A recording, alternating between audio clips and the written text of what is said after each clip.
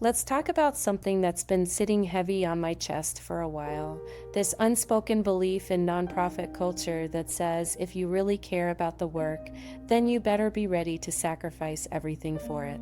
Your evenings, your health, your hobbies, your weekends, your peace of mind, your kids' entire soccer season, and even your own identity. It's this quiet, constant pressure that whispers, if you're not burned out, are you even doing enough? And it's not just whispered, it's reinforced in the culture. In the way we admire the person who sends emails at 11 p.m., in the meetings where we brag about how many hours we've worked instead of how effective we've been, in the way we give subtle shade to someone for taking all their paid time off or the quiet backlash when saying no to that weekend event.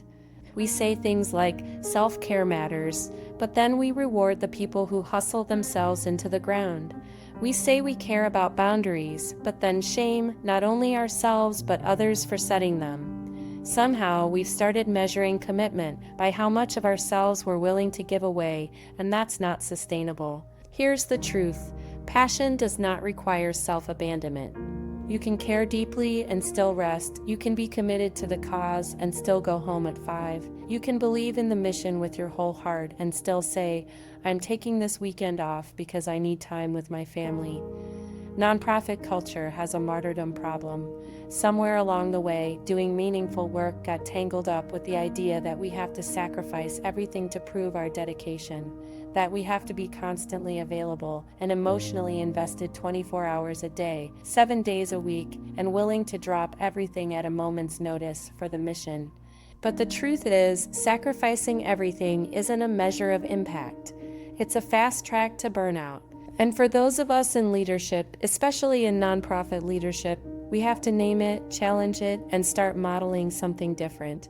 Because what we do and how we do it sets the tone for our teams, our organizations, and the people coming up behind us. Whether we realize it or not, we're teaching others what's expected.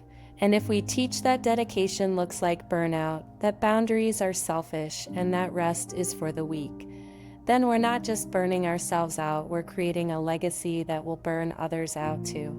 And I refuse to be part of that anymore, because I want the next generation of nonprofit leaders to have a fighting chance at doing this work and still having a life. I want them to know that it's okay to love your job and your hobbies, to fight for systemic change and still log off to go to dinner with your family, to care about your community while caring about your own mental health. We've got to stop pretending that loving this work means losing yourself in it. I've seen it and I've lived it. I've worked through the weekends after putting in 14-hour days during the week. I've worked while on vacation and on holidays. I've replied to emails from baseball fields and hockey rinks when I should have watched my kiddo play. And I've skipped family things because I told myself that the work is too important, that I'm too important to step away for even a second. And you know what? I regret all the times I missed my kiddos' games, all the family birthday parties and get-togethers, because now that I'm pushing back against this culture, the mission hasn't crumbled when I put my well-being, personal life, and family first. The world keeps spinning when I turn off my phone. The impact doesn't disappear when I step back and let someone else step in. So if we want to talk about sustainability, it has to start with people.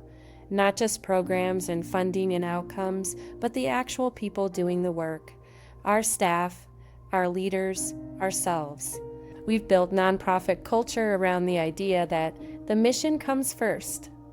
But what happens when the people upholding the mission are running on fumes? When they're emotionally exhausted, physically drained, and quietly questioning if they can keep going? We cannot serve our communities effectively if we are constantly depleted. We cannot push for justice, healing, and change while ignoring our own exhaustion. It's hypocrisy wrapped in hustle culture. So no, I'm not going to glorify overwork anymore. I'm not going to act like being constantly available is some badge of honor. And I'm done pretending that choosing my family, my health, or my sanity somehow means I'm less committed to the cause.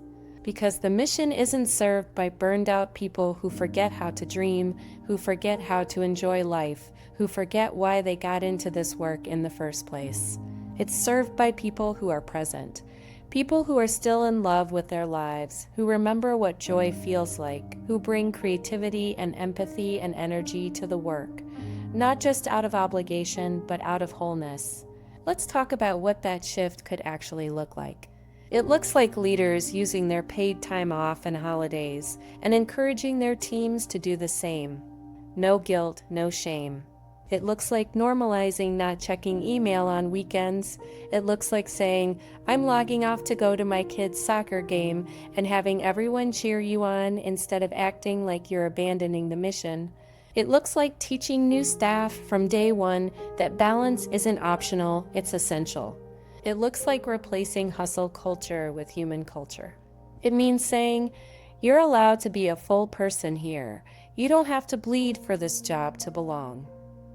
We've glorified burnout for far too long, especially in leadership, where exhaustion is treated like proof of your loyalty, where the unspoken expectation is that the more you sacrifice, the more you deserve to lead.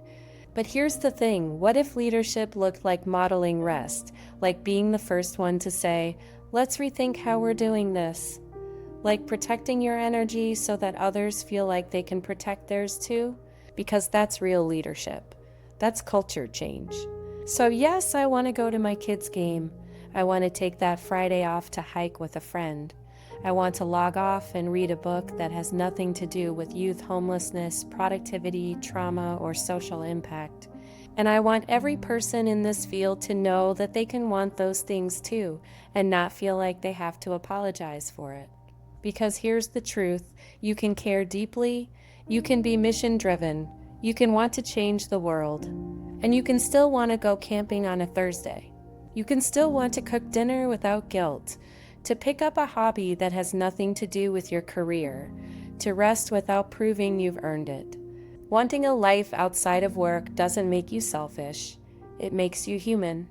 We've built our culture around giving time, energy, heart, soul, sweat. But if we don't make space to refill, to restore, to live, then we're not giving, we're hemorrhaging. And that's not healthy, it's not brave, and it's certainly not sustainable. So let's be the generation of nonprofit leaders who say, enough.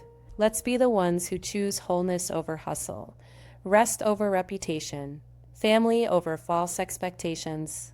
Let's model something better so that the people coming up behind us have more than burnout waiting for them.